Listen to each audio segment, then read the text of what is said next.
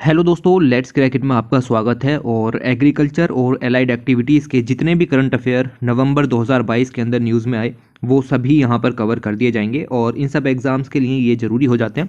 इसकी पीडीएफ चाहिए तो क्लीन पीपीटी पीडीएफ और एनोटेड दोनों तरीके की आपको जो है वो टेलीग्राम चैनल पर मिल जाएगी। उसका लिंक मैंने आपको डिस्क्रिप्शन में दे दिया, वहाँ से आप उसको एक्सेस कर सकते हो। तो चलो देखते हैं कि आखिर नवंबर 2022 में क्या क्या चीज़ें जो हैं वो काम की रहीं। ये सब जो है वो आपको करना है, कर दीजिएगा।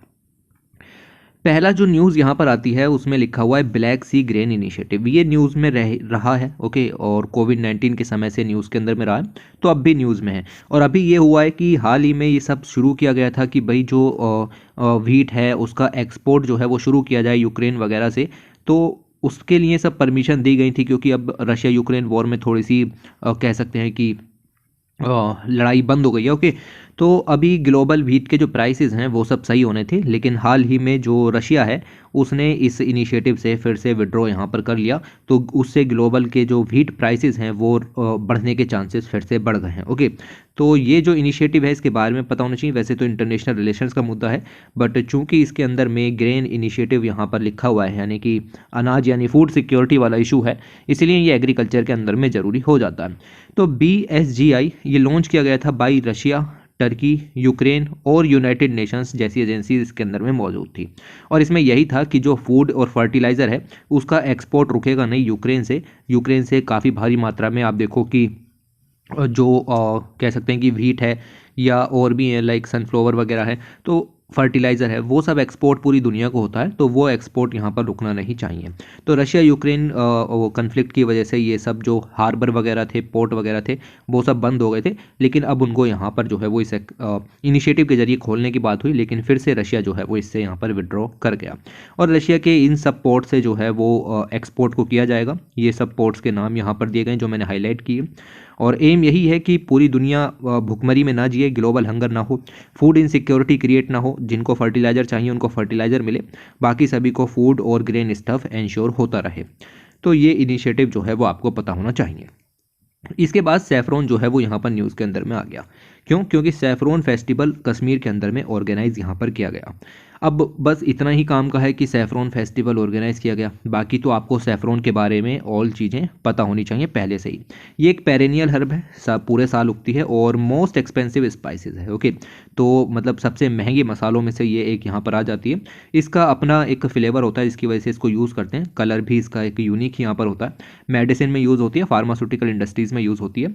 और जो कश्मीर के अंदर में करेवा डिपॉजिट्स होते हैं या करेवा सॉइल्स होती हैं, और उसमें इसको यहाँ पर प्रोड्यूस किया जाता है। लगभग 1500 से 2000 मीटर की ऊंचाई पर ये चीज़ें जो हैं वो उगाई जाती हैं। इंडिया के अंदर में दूसरा सबसे लार्जेस्ट एरिया है सैफरॉन का। टॉप एरिया कहाँ पर है? ईरान के अंदर में, याद रखना, ओके। और हम दुनिया का 7% जो सैफरॉन है वो यहाँ पर प्रोड्यूस करते हैं। और इसकी अपनी एक हेरिटेज है, मतलब स्पेशली कश्मीर में ही उगाया जाता है। इसके लिए इसको आप देखो कि जो आपका फूड एंड एग्रीकल्चर ऑर्गेनाइजेशन है उसके अंदर में एक सिस्टम होता है, this is called the global agriculture heritage system. तो इसको हेरिटेज एक तरीके से डिक्लेयर किया है। तो याद रखना कि सिस्टम जो है वो किस ऑर्गेनाइजेशन के अंदर में है? FAO के अंदर में। तो इसके अंदर में उसको हेरिटेज के रूप में डिक्लेयर किया गया है और इसको GI टैग भी यहाँ पर जो है वो मिला था 2020 में।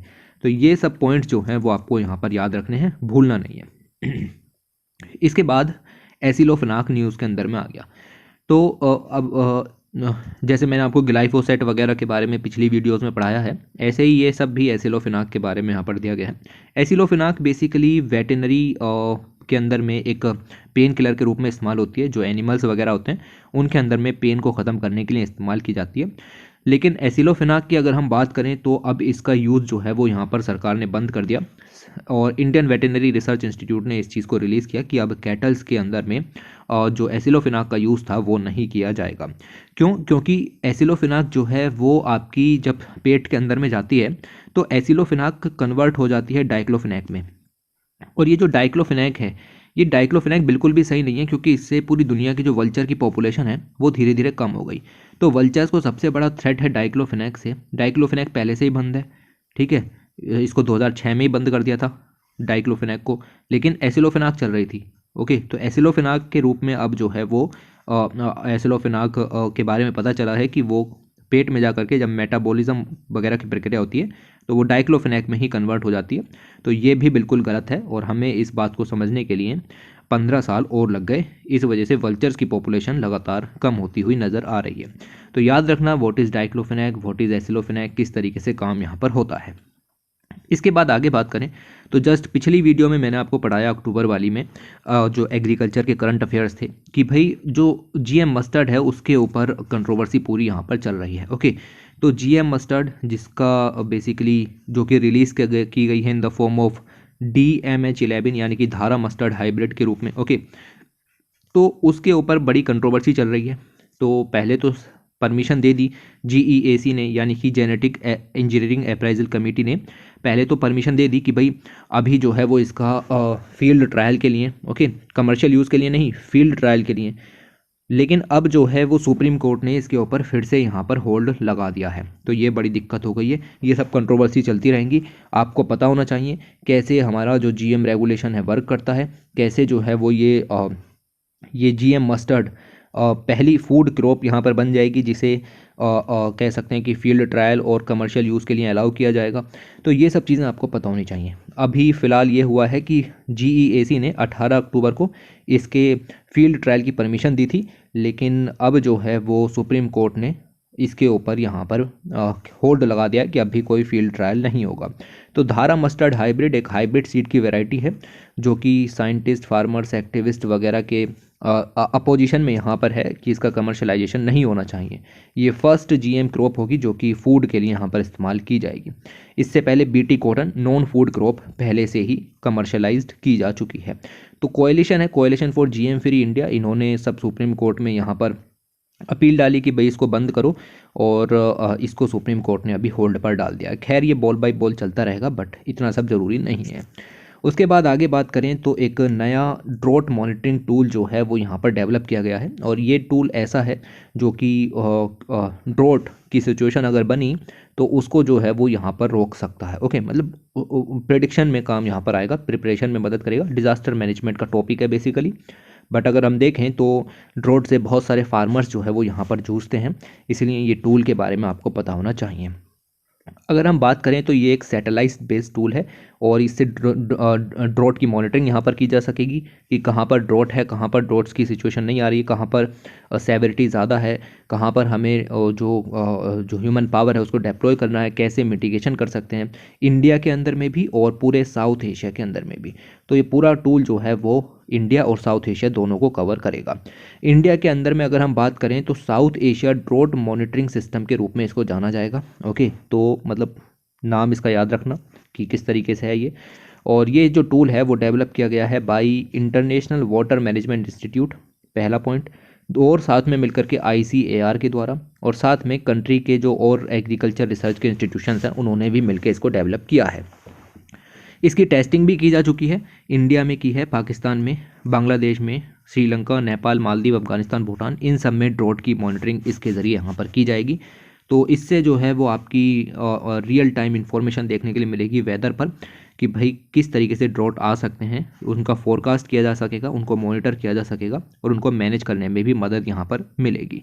तो ये सब काम जो है वो यहाँ पर हो रहा है और 2017 में इसका ट्रायल भी यहाँ पर किया गया और ट्रायल करते हुए पता लगा कि जो आंध्र प्रदेश के अंदर में फार्मर्स हैं, महाराष्ट्र के अंदर में फार्मर्स हैं, उनको इससे काफ़ी ज़्यादा फ़ायदा जो है वो देखने के लिए मिला। तो ये कुछ चीज़ें हैं, आपको नाम याद रखना है कि ये South Asian drought monitoring system जो है वो किसके द्वारा डेवलप किया गया है और ये क्या क्या काम करेगा।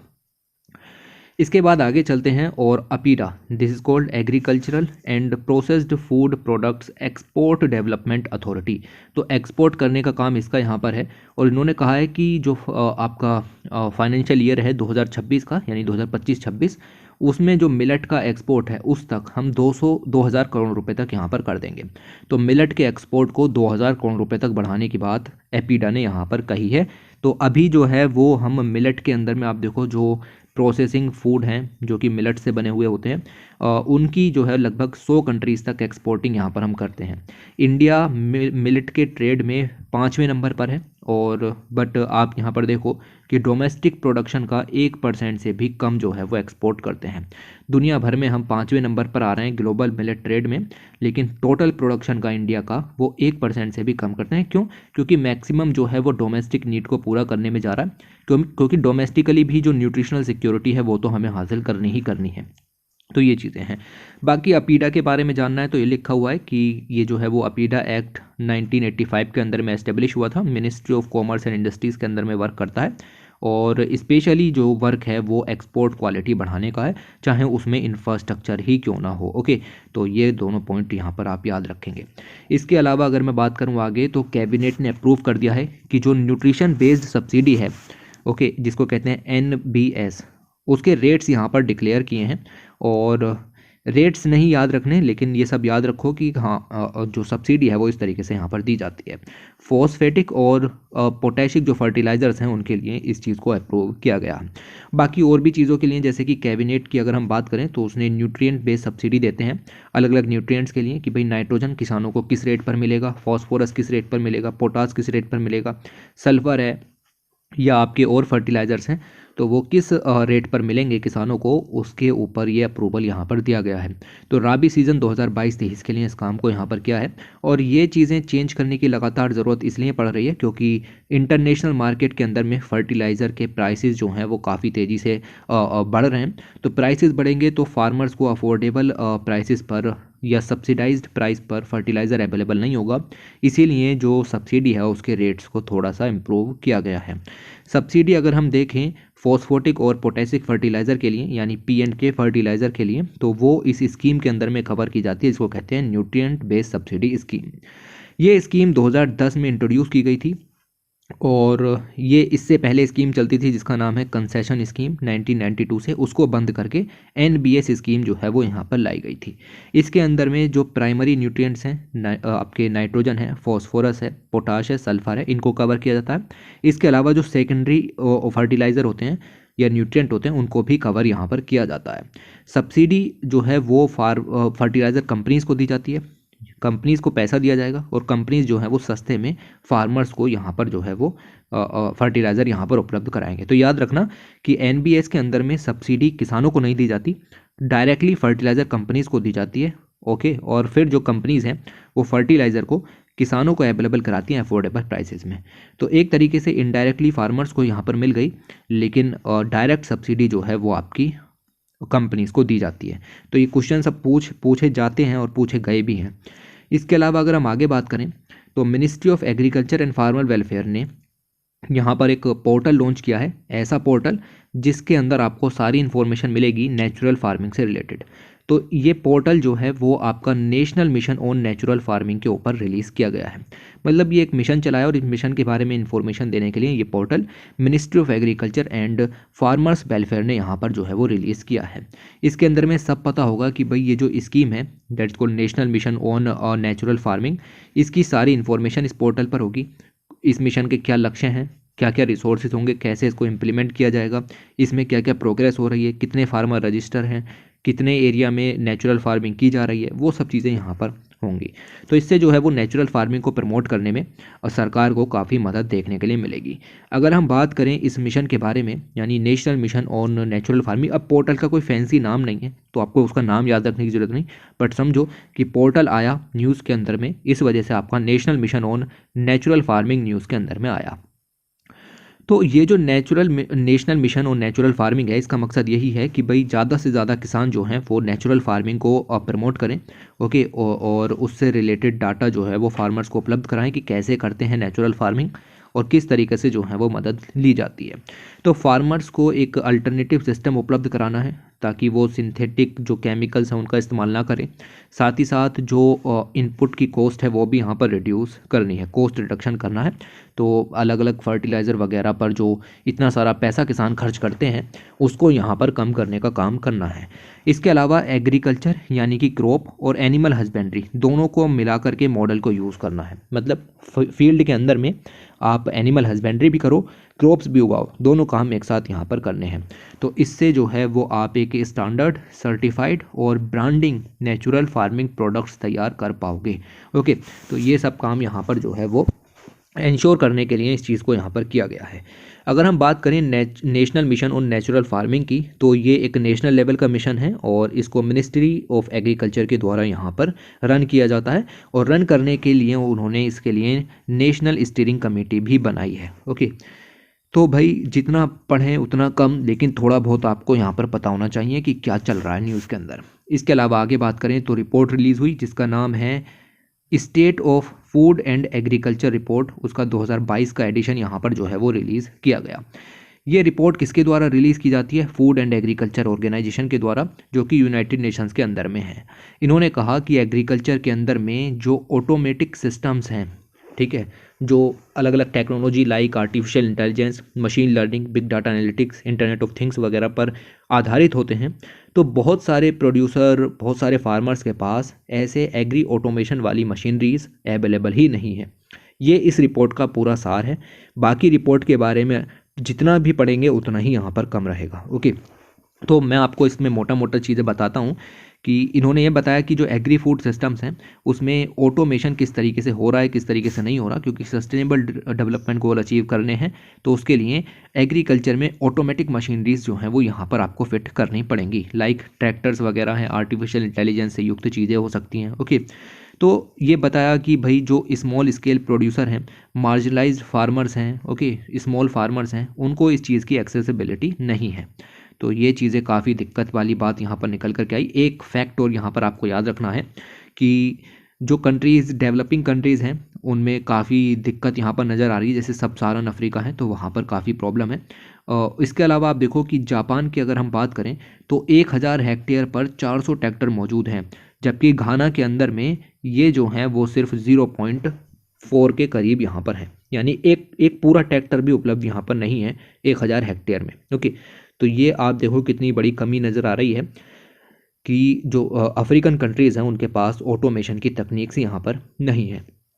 इसके अलावा ये भी कहा कि अगर एग्रीकल्चर में ऑटोमेशन नहीं होगा तो उससे अनएम्प्लॉयमेंट यहाँ पर जो है वो बढ़ जाएगा और रूरल एरिया में जो लेबर है वो बहुत ज़्यादा बढ़ जाएगी और उनके वेजेस जो हैं वो लो हो जाएंगे, उनकी इनकम भी नहीं बढ़ेगी। ओके, तो ये कुछ दिक्कतें जो हैं वो आपको याद रखनी है कि किस तरीके से काम होता है।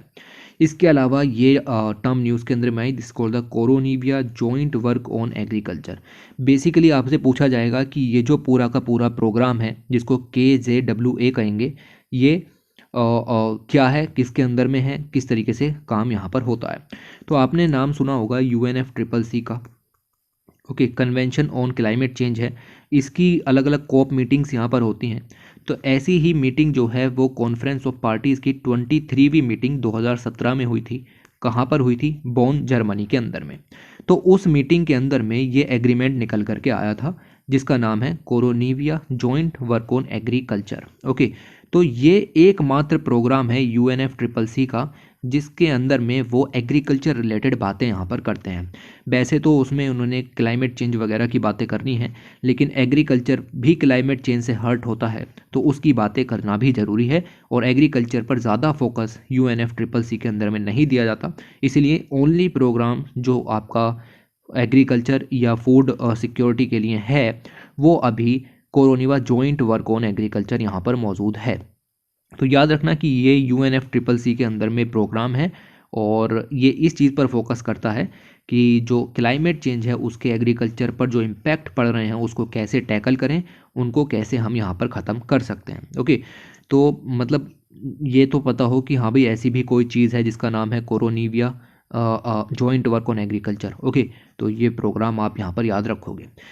इसके बाद एक वैरायटी न्यूज़ के अंदर में आई DRR धन 60 और ये एक पैडी की वैरायटी है। ओके, पैडी की वैरायटी है जिसको Indian institute of rice research के साइंटिस्ट ने तैयार किया है और ये वैरायटी ऐसी है कि अगर आप इसको उगाते हो तो आपको 30% कम फास्फोरस लगाना पड़ेगा, यानी कि आपकी फर्टिलाइज़र की कॉस्ट रिड्यूस हो जाएगी। तो लिखा हुआ है 30% लोअर फास्फोरस आपको लगाना पड़ेगा अगर आप इस वैरायटी को उगाते हो तो। ओके, तो लो फास्फोरस टॉलरेंस है, ये एक अलग वर्ड है, इसी चीज़ को दर्शाता है, सेम चीज़ को, ये याद रखना।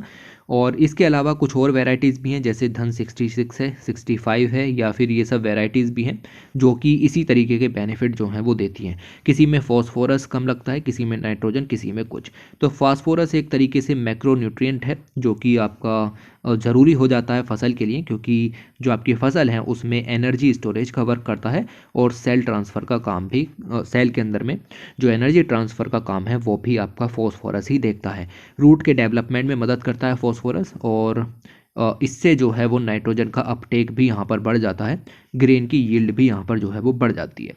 तो ये सब पॉइंट्स जो हैं वो इसके लिए यहाँ पर ज़रूरी हो जाते हैं कि आखिर ये जो आपका DRR धन 60 है ये क्या है और किस तरीके से मदद करता है। आपसे पूछा जाएगा कि निम्नलिखित में से कौन सी कथन सही है, तो ये Indian institute of rice research के द्वारा तैयार किया गया है, इसमें फॉस्फोरस का टॉलरेंस लो है। ओके, तो इस तरीके के पॉइंट्स आपको यहाँ पर याद रखने हैं।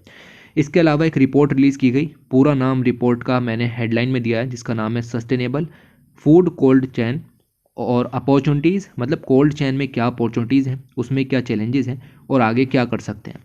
रिपोर्ट किसके द्वारा रिलीज़ की गई? सबसे सिंपल पॉइंट, रिपोर्ट रिलीज़ की गई by United Nation environmental programme और साथ में फूड एंड एग्रीकल्चर ऑर्गेनाइजेशन के द्वारा। इन दोनों ने इसको रिपोर्ट को रिलीज़ किया और इन्होंने ये बताया कि फूड प्रोसेसिंग यानी कि वैल्यू चेन के सबसे एंड में जब आप प्रोडक्ट को डेवलप कर लेते हो तो आपको स्टोर करने के लिए कोल्ड चेन्स की ज़रूरत यहाँ पर पड़ती है। तो उस कोल्ड चेन की जो फूड प्रोसेसिंग में वैल्यू है, या पैकेजिंग के बाद या डिस्ट्रीब्यूशन के बाद या कंजम्पशन सिस्टम के अंदर में, तो ऐसी है कि देखो, जो पेरिसेबल कमोडिटीज़ होती हैं अगर आप उनको स्टोर नहीं करोगे तो सड़ जाएंगी तो फिर उसकी वैल्यू ख़त्म। इसका मतलब ये है कि बहुत सारे लोगों को हंगर और पॉवर्टी से बचाने के लिए कोल्ड चेन काफ़ी ज़्यादा ज़रूरी यहाँ पर हो जाती हैं। ओके, इसमें उन्होंने ये भी बताया कि कोल्ड चेन के अंदर में इतना पोटेंशियल है कि हम 2050 तक लगभग 2 बिलियन एक्स्ट्रा पीपल्स को फूड यहाँ पर खिला सकते हैं। जो फूड यहाँ वेस्ट हो जाता कोल्ड चेन में स्टोर ना करने पर, वो अब यहाँ पर वेस्ट नहीं होता, क्योंकि हम उसको जो है वो कोल्ड चेन के अंदर में रखते हैं। ओके, इसके अलावा इन्होंने ये भी बताया कि हम जितना भी फूड प्रोड्यूस करते हैं उसमें से 14% फूड लॉस हो जाता है और 17% वेस्ट हो जाता है। अभी हमें इस वेस्टेज को और कम करना है कोल्ड चेन्स का इस्तेमाल करके। तो फूड लॉस ज़्यादातर डेवलपिंग कंट्रीज़ की प्रॉब्लम है और इसके लिए जो रेफ्रिजरेटर की कैपेसिटी है और वो यहाँ पर बढ़ानी पड़ेगी। डेवलप्ड कंट्रीज़ के अंदर में रेफ्रिजरेटर्स या कोल्ड चेन्स काफ़ी अच्छी हैं, लेकिन डेवलपिंग कंट्रीज़ के अंदर में ये इतना अच्छा सिस्टम नहीं है, कैपेसिटी उतनी अच्छी नहीं है, तो उस चीज़ को बढ़ाने की ज़रूरत यहाँ पर है। इसके बाद एक रिपोर्ट यहाँ पर रिलीज़ की गई जिसका नाम है द फर्टिलाइज़र ट्रैप, और ये रिपोर्ट जो है वो आपकी रिलीज़ की गई by genetic resource action network international के द्वारा। ओके, तो याद रखना इसको किसने यहाँ पर रिलीज़ किया, तो ये रिलीज़ किया गया by this institute called grain, और उसके साथ में इंटरनेशनल थिंक टैंक था जिसका नाम है institute of agriculture and trade policy. इन दोनों ने साथ में मिलकर के इस रिपोर्ट को यहाँ पर रिलीज़ किया। तो इन्होंने फर्टिलाइज़र के बारे में ही बताया कि भाई जो फर्टिलाइज़र की कॉस्ट है वो लगातार यहाँ पर बढ़ रही है, और पिछले कुछ समय में 2020 से 2022 में कोरोना और रशिया यूक्रेन वॉर के कारण इसकी जो कॉस्ट है दुगनी हो गई है फर्टिलाइज़र की। ओके, इसके अलावा इन्होंने ये भी बताया कि बहुत सारे ऐसे इम्पोर्टेड फर्टिलाइज़र हैं 2021 में जिनमें लगभग 200% तक का भी इजाफा देखने के लिए मिला है, और कुछ तो ऐसे हैं जिनमें 300% तक का भी इजाफा देखने के लिए मिला है 2022 में। ओके, तो देख सकते हो 2022 में 300% तक का इजाफा और 2021 में 200% तक का इजाफा मिला है। इसके अलावा ये सैंपल जो है वो G20 कंट्रीज़ के अंदर में प्रोड्यूस किए गए और उन कंट्रीज़ से उठाए गए हैं। G20 में ये सारी कंट्रीज शामिल हैं जो कि मैंने आपको यहाँ पर लिखी है। इसके अलावा इन्होंने ये भी बताया कि नेचुरल गैस की कॉस्ट भी यहाँ पर बढ़ रही है, जिसके कारण यही है रशिया यूक्रेन वॉर और वो सब चीज़ें जिसकी वजह से केमिकल फर्टिलाइज़र के प्राइसेस भी यहाँ पर जो है वो बढ़ गए हैं, और कुछ केसेस में डबल हो गए और कुछ केसेस में ये ट्रिपल भी यहाँ पर हो गए हैं। इन्होंने ये भी बताया कि इंडिया जो है वो अपने यूरिया इंपोर्ट का 28.8% जो है वो यहाँ India spent 28.8% more for the urea import. Okay, तो हम जो है वो 28% ज़्यादा अब खर्चा कर रहे हैं यूरिया के इम्पोर्ट के लिए। सितंबर 2022 का डाटा यहाँ पर है कंपेयर टू सितंबर 2020, और अगर आप देखो कि जो म्यूरेट ऑफ पोटास होता है उसके लिए हम 11% ज़्यादा खर्च कर रहे हैं, अमोनिया के लिए हम 84.96% ज़्यादा खर्च कर रहे हैं, और अमोनियम फॉस्फेट के लिए हम 3.8% ज़्यादा खर्च कर रहे हैं। ये सब डाटा याद रखने की ज़रूरत नहीं है, ना ही इसको यहाँ पर रटने की ज़रूरत है, बट ये समझो कि किस तरीके से फर्टिलाइज़र ट्रैप जो है वो इंडियन सिचुएशन को या और डेवलपिंग कंट्रीज़ की सिचुएशन को हर्ट यहाँ पर कर रहा है। इसके अलावा नई रेगुलेशंस रिलीज़ की गई FSSAI के द्वारा, और इन्होंने यहाँ पर ड्राफ्ट स्टेज में food safety and standards genetically modified foods regulation 2022 release की हैं। हाल ही में ये देखने के लिए मिला कि इंडिया का जो मार्केट है उसके अंदर में जेनेटिकली मॉडिफाइड ऑर्गेनिजम्स या फूड बिना किसी ऑथराइज्ड परमिशन के लॉन्च किए जाते हैं। और इसके अलावा GM मस्टर्ड वगैरह के ऊपर जो हाल ही कंट्रोवर्सी यहाँ पर हो रही है उसके चलते FSSAI ने यहाँ पर नई रेगुलेशंस जो हैं वो रिलीज़ की हैं, और ये रेगुलेशंस इन 3 चीज़ों पर लागू होंगी। पहली, जेनेटिकली मॉडिफाइड ऑर्गेनिज्म जो कि फूड यूज़ के लिए हों उनके ऊपर ये रूल्स अप्लाई होंगे। इसके अलावा ऐसे फूड इंग्रेडिएंट जो कि जेनेटिकली मॉडिफाइड ऑर्गेनिजम्स का इस्तेमाल करके बनाए गए हैं जिसमें फूड के अंदर जो DNA है या बैक्टीरियाज मौजूद हैं उनको चेंज किया गया हो। तीसरा, जो ऐसे इंग्रेडिएंट हैं या एडिटिव्स हैं या प्रोसेसिंग ऐड हैं जो कि जेनेटिकली मॉडिफाइड हो सकते हैं उनसे GMOs तैयार किए गए हों। तो अगर कुल मिलाकर के कोई भी फूड जेनेटिकली मॉडिफाइड ऑर्गेनिजम्स को कंटेन करता है तो उसको इन रेगुलेशंस को फॉलो करना पड़ेगा। कौन कौन सी रेगुलेशंस को फॉलो करना पड़ेगा, तो देख सकते हो कि अगर आप कोई भी फूड यहाँ पर बेचते हो जिसमें जेनेटिकली मॉडिफिकेशन किया गया है तो उसकी manufacturing, packaging, storing, selling, market, import, उन सब से के लिए आपको प्रायर अप्रूवल लेना पड़ेगा। जो भी आपका फूड पैकेज होगा उसके आगे आपको उस पैकेज में मेंशन करना पड़ेगा कि इस पैकेट के अंदर में जेनेटिकली मॉडिफिकेशन जो है वो यहाँ पर किया गया है। तो अगर आपका फूड है उसके अंदर में 1% से ज़्यादा GM इंग्रेडिएंट यहाँ पर हैं तो उस पैकेट पर आपको मेंशन करना पड़ेगा। इसके अलावा अगर हम बात करें कि अगर GMO जेनेटिकली मॉडिफाइड ऑर्गेनिज्म जो है वो फूड के रूप में यूज़ किया जा रहा है या फिर किसी भी फूड के लिए, सीड के लिए या प्लांट के लिए एज अ मटेरियल का काम यहाँ पर कर रहा है तो उसके लिए अप्रूवल लेना पड़ेगा जेनेटिकली इंजीनियरिंग अप्रेजल कमेटी से, और ये कमेटी जो है वो ministry of environment, forest and climate change के अंदर में वर्क करती है। तो यार 3 पॉइंट याद रखो, आपसे कहीं पूछ लिया जाए आप कुछ तो लिख पाओगे। ओके, तो ये पूरी स्लाइड मतलब मैंने मिनिमम टू मिनिमम पढ़ाने की कोशिश कर रहा हूँ। ओके, इसमें आप देखो पूरी रेगुलेशंस भी पढ़ाई जा सकती हैं एक अलग से वीडियो बना करके, बट कोई बेनिफिट नहीं, अभी ड्राफ्ट स्टेज में है, बट इस चीज़ के ऊपर काम तेज़ी से चल रहा है। इसके अलावा PM किसान स्कीम न्यूज़ में आ गई। ये ऐसा कोई महीना नहीं जाता जिसमें न्यूज़ के अंदर में ना आती हो, और अब इन्होंने ये आंकड़ा निकाला है कि जो PM किसान स्कीम है जब से शुरू की है तब से लेकर के अब तक इससे 10 करोड़ फार्मर्स को लाभ होना शुरू हो गया है। तो 10 करोड़ फार्मर्स जो हैं उनको इसका लाभ अब तक मिल चुका है। तो ये इसलिए न्यूज़ के अंदर में यहाँ पर आई। ओके, तो लगभग 12 इंस्टॉलमेंट्स यहाँ पर रिलीज़ की गई हैं इसकी, और PM किसान एक सेंट्रल सेक्टर स्कीम है, 2019 में शुरू की गई थी। जो फार्मर्स हैं उनको यहाँ पर सपोर्ट, फाइनेंशियल सपोर्ट देने के लिए स्कीम को यहाँ पर शुरू किया गया था। तो एक बहुत बड़ी स्कीम है। इसके अंदर में जो एलिजिबल फार्मर्स हैं उनको 6,000 रुपये पर साल दिए जाते हैं, 3 इंस्टॉलमेंट में 2-2 हज़ार रुपये 3 बार में दिए जाते हैं, और ताकि वो अपनी जो एग्रीकल्चर है या एलाइड एक्टिविटीज़ हैं उनको सही से कर सके, उसमें जो खर्चे वगैरह आ रहे हैं फार्मर पर बर्डन इसका ना पड़े। तो इसके अंदर में आप अब देखो कि सारे ही लगभग लैंड होल्डिंग जो फार्मर्स हैं उनको कवर किया जाता है। कुछ कैटेगरीज़ के फार्मर्स हैं उनको अभी इसके अंदर में नहीं रखा जाता। ओके, जो सेल्फ सफिशिएंट हो सकते हैं ऐसे। इसके अलावा न्यूज़ के अंदर आ गई आपकी EVM। तो EVM क्या, EVM वो नहीं, पॉलिटी वाली नहीं, ये आपकी है इथिनो वेटेनरी मेडिसिन। ओके, तो वेटेनरी साइंस की बात कर रहे हैं, यानी एनिमल हस्बेंड्री एक तरीके से हम पहुंच रहे हैं वहाँ पर। ओके, तो उनके लिए ये मेडिसिन तैयार की गई हैं जिसका नाम है EVM, इथिनो वेटेनरी मेडिसिन। तो ये report basically centre for science and environment के द्वारा रिलीज़ की गई, और इस रिपोर्ट के अंदर में इन्होंने बताया कि जो आपकी EVM है यानी कि इथिनो वेटेनरी मेडिसिन हैं वो काफ़ी ज़्यादा यूज़फुल हैं। आप एनिमल्स की हेल्थ के लिए एंटीबायोटिक्स का इस्तेमाल ना करें, आप इस मेडिसिन का इस्तेमाल यहाँ पर करें।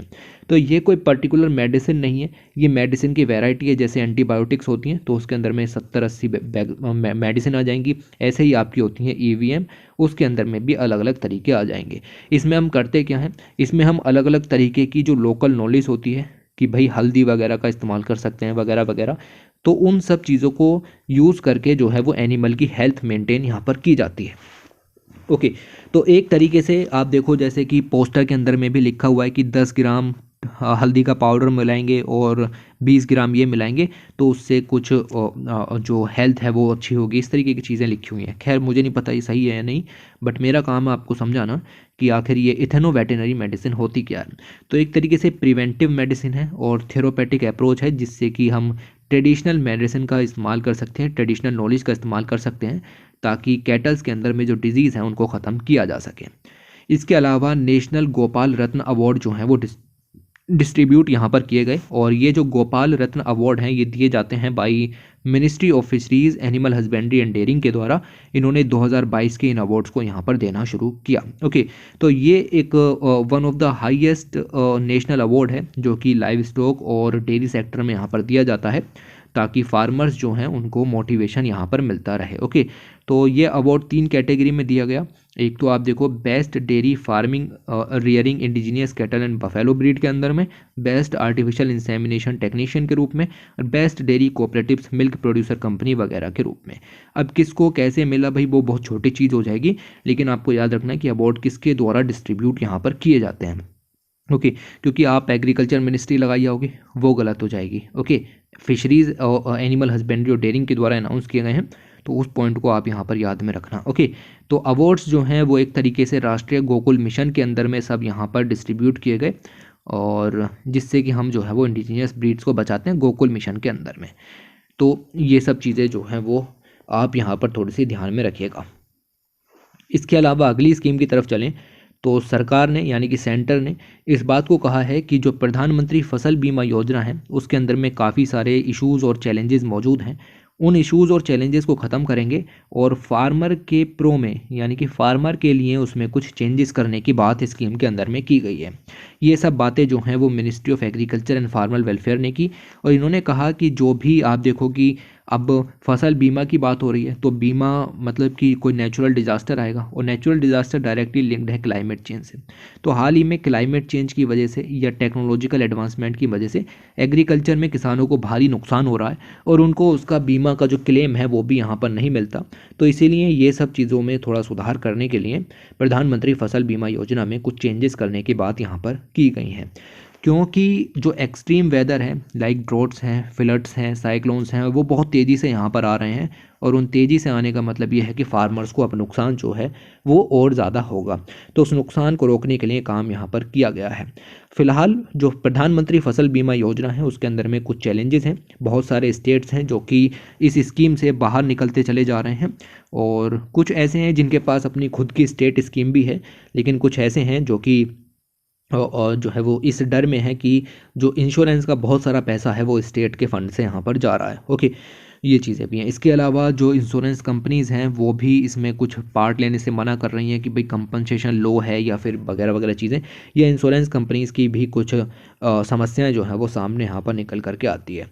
इसके अलावा फार्मर्स को भी अवेयरनेस नहीं है कि अगर हमारी फसल बर्बाद हो गई तो उसके लिए क्लेम कैसे करना है या उसकी मेथड क्या है। इसके अलावा जो फोरकास्टिंग सिस्टम है उसमें भी हम फेल नज़र आते हैं। हमें ये नहीं पता कि अगर किसान की फसल लॉस हुई है तो उसको कितना नुकसान हुआ होगा। हम उसकी कॉस्ट को ढंग से माप नहीं पा रहे हैं। सिर्फ उसकी जो लागत है या वो दे देना ये कोई सॉल्यूशन नहीं है। हमें उसकी मेहनत का, उसके टाइम का, उस सब का हर्जाना उसके अंदर में जोड़ना पड़ेगा। यानी कि असेसमेंट सिस्टम जो है वो बेहतर नहीं है। ये कुछ दिक्कतें जो हैं वो यहाँ पर निकल करके आती हैं। इसके अलावा बात करें तो ICAR के अंदर में जो SBI है यानी कि इंडियन काउंसिल एग्रीकल्चर रिसर्च के अंदर में जो शुगर केन ब्रीडिंग इंस्टीट्यूट है जिसका हेडक्वार्टर तमिलनाडु के कोयम्बटूर में है, उन्होंने डॉक्टर जी हेम प्रभा इनको अपना फर्स्ट वुमेन डायरेक्टर यहाँ पर जो है वो नियुक्त कर लिया है। तो कौन, किसको, कैसे, क्या हुआ, ये सब आपको यहाँ पर याद रखना। ये जो शुगर केन ब्रीडिंग इंस्टीट्यूट है ये 1912 में यहाँ पर बना था, 1912 में बना था, और 111 साल इसको बने हुए यहाँ पर हो गए हैं, और इसकी फर्स्ट वुमेन डायरेक्टर अब जा कर के यहाँ पर बनी है। इसके अलावा HDFC आर्गो ये अपने आप में एक फर्म है, और इन्होंने जो है वो आपका satellite index based farm yield insurance policy launch की है। मतलब इंश्योरेंस पॉलिसी है, ये तो क्लियर है इंश्योरेंस वगैरह करने के लिए, लेकिन सैटेलाइट बेस्ड है। मतलब सैटेलाइट से सारा जो डाटा है वो सब यहाँ पर यूज़ किया जाएगा कि कितना लॉस हुआ, कितना क्लेम मिलना चाहिए, कितनी सब ये चीज़ें यहाँ पर देखी जाएंगी। ओके, तो इन्होंने ये farm yield insurance policy release की, किसने, HDFC आर्गो ने, और ये इस तरीके का इंश्योरेंस सॉल्यूशन है जिसमें सैटेलाइट का इस्तेमाल यहाँ पर किया जाएगा ताकि लोकलाइज्ड फुल सपोर्ट यहाँ पर दिया जा सके। तो कम्प्लीटली टेक्नोलॉजी का फ़ायदा होगा, इसमें किसी भी तरीके का मैनुअल एग्जामिनेशन नहीं होगा। जैसे मैंने आपको ये बताया ना, ये जो चौथी प्रॉब्लम है, failure to forecast rainfall, hinder assessment of crop loss, तो इसी चीज़ को ख़त्म करने के लिए जो HDFC आर्गो है उसने इस काम को यहाँ पर शुरू किया है कि इसमें किसी मैनुअल एग्जामिनेशन की ज़रूरत नहीं है। जो असेसमेंट है क्रॉप का वो सब सैटेलाइट के ज़रिए यहाँ पर किया जाएगा। ओके, इसमें फ़ायदा किसको मिलेगा? तो जो फार्मर्स हैं कोऑपरेटिव्स के अंदर में या फार्म इनपुट कंपनीज़ हैं उनको इसका फ़ायदा जो है वो यहाँ पर देखने के लिए मिलेगा। ओके, इसके बाद अगले आर्टिकल की तरफ चलते हैं और यहाँ पर जो आपका एशियन डेवलपमेंट बैंक है उसने एक कह सकते हैं कि जो फर्म है जिसका नाम है smart cam technologies firm, okay, उस फर्म का एफिशिएंसी इनिशिएटिव यहाँ पर चल रहा है, तो उसको फंड करने का काम एशियन डेवलपमेंट बैंक ने यहाँ पर उठाया है। ओके, तो ये सिंपल है भाई, कौन सी लिमिटेड कंपनी है, ओके, उन सब का जो काम है वो फंड यहाँ पर ये देगा। तो ADB यानी एशियन डेवलपमेंट बैंक फंड देगा इस वाली फर्म को ताकि ये आगे जो है वो फार्मर्स का भला यहाँ पर कर सकें। ओके, तो $30 मिलियन का फंड यहाँ पर होगा 5 साल के लिए। और दिस इज़ ADB यानी Asian development bank first agri business blue loan and it is India's first such blue loan in this sector. तो एक तरीके से इसको ब्लू लोन यहाँ पर जो है वो कहा जा रहा है जिसको एशियन डेवलपमेंट बैंक जो है वो यहाँ पर उपलब्ध कराएगा। ओके, तो ये पॉइंट सब यहाँ पर याद रखना। ब्लू लोन का मतलब एक तरीके से कुछ भी नहीं है, एक तरीके से आप देखो कि फर्टिलाइज़र या पेट्रोकेमिकल जो फार्मर्स हैं उनको फ़ायदा हो, उनकी एफिशिएंसी यहाँ पर बढ़े, ये सब काम यहाँ पर किया जा रहा है। इसके अलावा कृषिफाई नाम का एक एग्री टेक स्टार्टअप प्लेटफॉर्म है जो कि एग्रीकल्चर से रिलेटेड टेक्नोलॉजी को बनाता है। ये गुरुग्राम बेस्ड है और इसने नाम जो आपका ट्रेडिंग पोर्टल है उसका अपना एक प्लेटफॉर्म है, प्लेटफॉर्म ऑफ प्लेटफॉर्म्स, उसके साथ में इंटीग्रेट कर लिया है। अब ये बहुत डीप सब्जेक्ट्स हो गए, आप इसको इग्नोर भी कर सकते हो। तो कृषिफाई ने जो है वो इलेक्ट्रॉनिक नेशनल एग्रीकल्चर मार्केट का जो पोर्टल है जिसका नाम है प्लेटफॉर्म ऑफ प्लेटफॉर्म, उससे इंटीग्रेट यहाँ पर कर लिया है। अब आपको मुझे ये बताना है कमेंट के अंदर में कि ये जो प्लेटफॉर्म ऑफ प्लेटफॉर्म्स है ये क्या है, इसका मकसद क्या है। ओके, मतलब आप थोड़ा सा लिखोगे इसके बारे में कि ये जो है इसका मेन मकसद क्या है, ये पोर्टल किस बारे में है। नाम पर तो है, नाम आपको पता है ट्रेडिंग पोर्टल है, लेकिन सब काम ट्रेडिंग के लिए थोड़ी होगा, कुछ बताओ इसका बारे में, ठीक है। और प्लेटफॉर्म ऑफ प्लेटफॉर्म्स के बारे में, नाम के बारे में आपको पता है जो एग्जिस्टिंग APMC मंडीज़ थी उनको जो है वो इलेक्ट्रॉनिक तरीके से कनेक्ट करने के लिए ये पोर्टल यहाँ पर शुरू किया गया ताकि बाइंग और सेलिंग जो है वो ढंग से हो सके। तो आपको बताना है कि प्लेटफॉर्म, मैं तो यूँ बता दूंगा, मुझे कोई दिक्कत नहीं है, लेकिन आपको बताना है कि प्लेटफॉर्म ऑफ प्लेटफॉर्म्स है क्या। और मैंने ये प्लेटफॉर्म ऑफ प्लेटफॉर्म्स के बारे में सब इसके अंदर में भी पढ़ाया है, तो साइंस एंड टेक्नोलॉजी एग्रीकल्चर के अंदर में आप देख सकते हो, ठीक है, इसमें काफ़ी डिटेल में कवर किया है। तो कोई फालतू की चीज़ें नहीं है, आपको सब काम की चीज़ें यहाँ पर जो है वो कवर कराई जाती हैं, तो एक बार ध्यान दीजिएगा। इसके अलावा अगर हम बात करें आगे, तो इंडिया एग्री बिजनेसेस अवार्ड 2022 के यहाँ पर डिस्ट्रीब्यूट किए गए। और यहाँ पर ये याद रखना कि ये जो एग्री बिजनेसेस अवार्ड हैं ये आपके अगर मैं बताऊं तो पहले तो ये समझ लेते हैं कि आखिर ये बांटे कहाँ पर गए। ओके, तो यहाँ पर 5th India agri businesses summit 2022 की हो रही थी और ये समिट 9 से लेकर के 11 नवंबर 2022 तक थी, न्यू दिल्ली के अंदर में समिट हो रही थी। उस समिट के अंदर में जो नेशनल एग्री बिजनेसेस अवार्ड हैं 2022 के, वो यहाँ पर डिस्ट्रीब्यूट किए गए।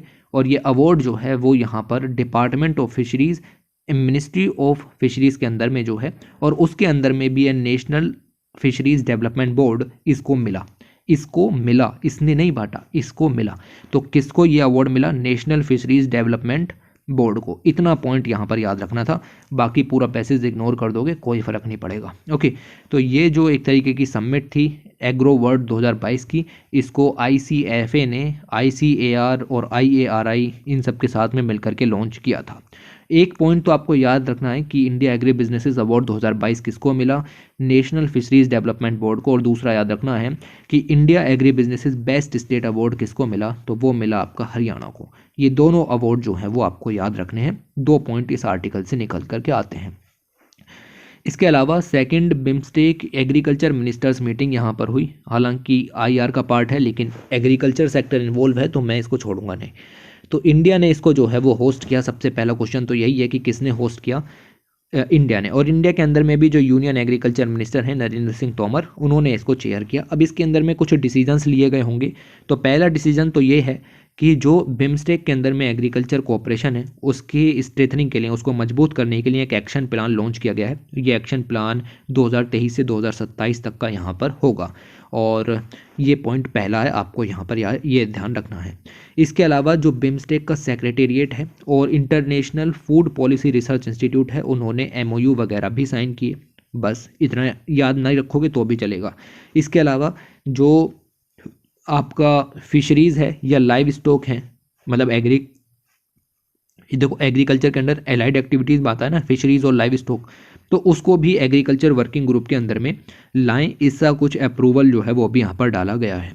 इसके अलावा इंडिया ने कुछ एफर्ट्स और भी किए हैं कि एग्रीकल्चर रिसर्च को बढ़ावा दिया जाए, डेवलपमेंट कोलैबोरेशन किए जाएं और कुछ स्कॉलरशिप प्रोग्राम शुरू किए जाएं पोस्ट ग्रेजुएट या PhD वगैरह के लिए एग्रीकल्चर में। तो ये सब काम बिम्स्टेक के साथ में मिलकर के जो हैं वो यहाँ पर लॉन्च किए गए। तो ये कुछ चीज़ें जो हैं वो आपको इस तरीके से ध्यान में रखनी है। इसके अलावा एक्वा कनेक्ट जो है वो पहला इंडियन फिशरीज स्टार्टअप बन गया जिसको ISO सर्टिफिकेशन यहाँ पर मिला है। तो ये काफ़ी ज़रूरी है। ISO सर्टिफिकेशन क्वालिटी को एश्योर करता है और ऐसा पहला फिशरीज स्टार्टअप कौन सा बना हुआ है, aqua connect. Chennai based aqua connect है, ओके, मतलब प्लेटफॉर्म है। और इसने जो एक्वा कल्चर है यानी फिशरी सेक्टर के अंदर में जो इनपुट्स हैं आउटपुट्स हैं उनको सब टेक्नोलॉजी के थ्रू यहाँ पर जोड़ा है, यानी उसमें टेक्नोलॉजी उपलब्ध कराई है। इन्होंने फिजिकल इंफ्रास्ट्रक्चर भी जोड़ा है, डिजिटल इंफ्रास्ट्रक्चर भी जोड़ा है, यानी कि टोटल फिजिकल इंफ्रास्ट्रक्चर इसके अंदर में जोड़ा है, जिसकी वजह से इनको ISO सर्टिफिकेशन यहाँ पर मिला है। याद रखना कि ये इंडिया का पहला फिशरीज स्टार्टअप है जिसने इस चीज़ को यहाँ पर हासिल किया है। एक्वा कनेक्ट की अगर हम बात करें तो इन्होंने जो कह सकते हैं कि इंफॉर्मेशन सिक्योरिटी सिस्टम्स हैं उन सबको यहाँ पर इम्प्लीमेंट किया और जो बहुत सारे फार्मर्स वगैरह हैं उनकी सब कह सकते हैं कि क्वालिटी वगैरह के लिए टेक्नोलॉजिकल असिस्टेंस जो है वो यहाँ पर उपलब्ध कराई। खैर सिर्फ एक पॉइंट निकलता है कि किसको मिला है और ये पहला बना, ओके। इसके अलावा फूड आउटलुक रिपोर्ट रिलीज़ की गई, ये रही इसकी इमेज। और इसमें हम जितना पॉइंट पढ़ लें उतना कम, लेकिन फिर भी मैं सिर्फ बहुत छोटा करके इसको आपको 5 पॉइंटों में कवर कराता हूँ। ये report food and agriculture organisation के द्वारा रिलीज़ की गई, आप इमेज में भी देख सकते हो। ये एक बाईएनुअल रिपोर्ट है। इसके अलावा एक पॉइंट आपको याद रखना है कि इन्होंने ये बताया कि इंडिया में जो फूड का इम्पोर्ट बिल है, यानी कि वर्ल्ड का, सॉरी, ठीक है, तो वर्ल्ड का जो फूड इम्पोर्ट बिल है, मतलब दुनिया भर ने जो फूड को इधर से उधर इम्पोर्ट किया, उन्होंने वो बिल 2022 में $1.94 ट्रिलियन का यहाँ पर है। तो ये एग्जैक्ट डाटा आपको याद रखना है, पेपर में इसी तरीके से पूछेगा कि एग्जैक्ट डाटा कितना है, ओके। इसके अलावा इन्होंने ये भी बताया कि ये डाटा 2021 की तुलना में 10% इंक्रीज़ यहाँ पर हो गया, ओके। और ये फूड आउटलुक यहाँ पर रिलीज़ किया गया। इन्होंने ये बताया कि इंटरनेशनल के फूड प्राइसेस जो हैं वो लगातार बढ़ रहे हैं, ओके। और मतलब बढ़ने के पीछे वही कारण है, वॉर वगैरह हो गई या फ्रीट रेट्स जो हैं वो काफ़ी बढ़े हुए हैं, ओके। ट्रांसपोर्टेशन के रेट्स काफ़ी बढ़ जाते हैं, डॉलर वगैरह मजबूत यहाँ पर हो रहा है, ओके। तो उस सब कारण की वजह से जो है वो फूड के प्राइसेस, फूड इंपोर्ट के प्राइसेस जो हैं वो यहाँ पर बढ़ रहे हैं। तो ये पॉइंट्स यहाँ पर याद रखो। कौन रिपोर्ट को रिलीज़ करता है, 1.94 ट्रिलियन का डाटा आपको याद रखना है। इसके अलावा अगर हम बात करें आगे तो यूनियन एग्रीकल्चर मिनिस्टर ने जो आपका महिंद्रा एंड महिंद्रा है उनका फर्स्ट फार्म मशीनरी प्लांट उसको इनॉग्रेट किया। कहाँ पर इनॉग्रेट किया गया, मध्य प्रदेश के अंदर में पीतामपुर में इसको इनॉग्रेट यहाँ पर किया गया। तो ये एक तरीके से first dedicated greenfield farm machinery plant है। इसमें ट्रैक्टर्स नहीं बनेंगे, बाकी की और मशीनरी यहाँ पर बनेगी, ओके। तो नॉन ट्रैक्टर है, ओके। इस चीज़ को यहाँ पर आप यहाँ पर याद रखोगे, कहाँ पर बना, कैसे बना। और इसकी मतलब क्वालिटी भी अच्छी होगी। लाइक देखो 1 साल के अंदर में 3300 के करीब राइस ट्रांसप्लांटर्स बना देंगे या 1200 के करीब कंबाइन हार्वेस्टर्स बना देंगे। लगभग 1100 लोगों को इससे एम्प्लॉयमेंट भी यहाँ पर मिलेगा। तो पंजाब के बाहर कुछ ऐसा खुला है, इस चीज़ को थोड़ा सा आप यहाँ पर याद रखेंगे। इसके अलावा प्लांट के अंदर में अफोर्डेबल और एक्सेसिबल तरीके से मैन्युफैक्चरिंग की जाएगी। जो फार्म मशीनरी है उसकी 2 ब्रांड से इसको बनाया जाएगा, महिंद्रा के नाम से और स्वराज ब्रांड के नाम से इनको तैयार किया जाएगा। वर्ल्ड फिशरीज़ डे 2022 का ऑर्गेनाइज़ किया गया नवंबर 2021 में। तो वर्ल्ड फिशरीज़ डे एनुअली 21 नवंबर को ऑर्गेनाइज़ किया जाता है और 1998 में पहली बार 21 नवंबर को वर्ल्ड फिशरीज़ डे बनाया गया था और इसी दिन जो है वो वर्ल्ड फिशरीज़ फोरम एस्टेब्लिश की गई थी। लगभग 18 कंट्रीज़ ने इसको इसके अंदर में साइन किया था। मकसद ये था कि जो फ़िशिंग है वो उसको सस्टेनेबल बनाएंगे, ओशियंस को बचाएंगे और फिशरीज़ जो रिसोर्सेज हैं उनसे रिलेटेड पॉलिसीज़ को बेहतर करेंगे। पॉइंट याद रखना है कि वर्ल्ड फिशरीज़ डे कब मनाया जाता है, नवंबर 21 को। इसके अलावा अगर हम बात करें एब्सोल्यूट की, एब्सोल्यूट क्या है, एक कंपनी है जो कि प्लांट के अंदर में जेनेटिकली चेंजेस करती है या बायोसाइंस की तकनीक यहाँ पर अपनाती है।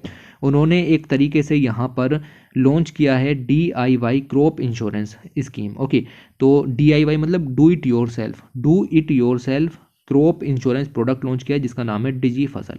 तो इन्होंने डिजी फसल नाम से एक इंश्योरेंस प्रोडक्ट निकाला है जिसका नाम है डिजी फसल और इसको बेसिकली हम कहते हैं do it your self crop insurance product. Okay, तो इसको यहाँ पर लॉन्च किया। बहुत छोटी खबर है, आपको इसमें ज़्यादा नहीं जानना, बट नाम फैंसी है डिजी फसल, तो आपसे पूछा भी जा सकता है कि किसने लॉन्च किया है और ये किस तरीके से यहाँ पर जो है वो वर्क करेगा।